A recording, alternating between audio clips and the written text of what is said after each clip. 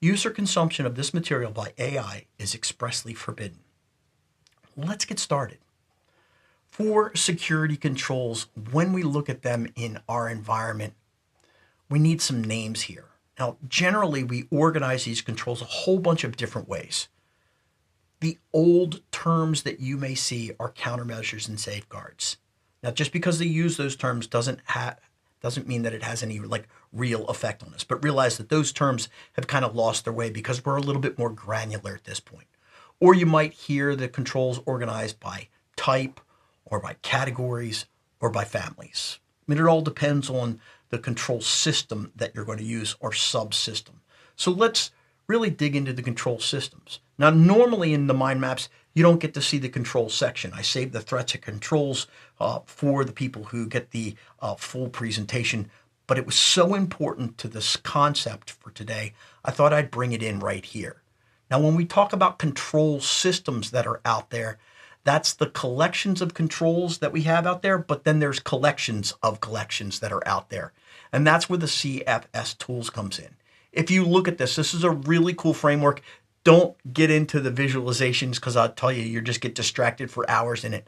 But you'll see over here, right where my head is, that they have the two different frameworks, the privacy controls, 853, 871, and then you get into the things that happen for commercial entities or like the Cloud Security Alliance or the CI Security critical security controls that are out there. Now, those are different sub-controls. That's a whole collection of controls that you would organize your business around.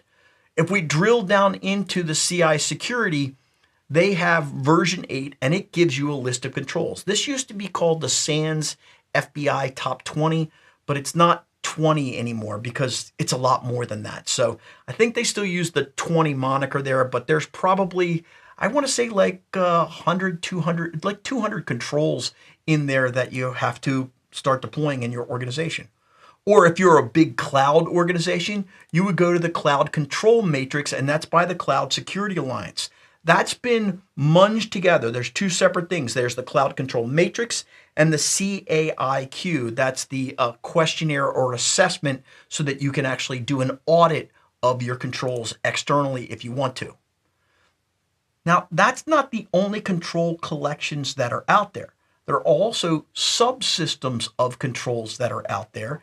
If you were to drill into the common attack patterns, enumerations, and classification system, and you were to look at one of their mitigation examples that they have out there, it would look like this. Now, it's focused on common attack patterns, but then right down inside of it, you'd have to scroll all the way down and close all the chevrons there.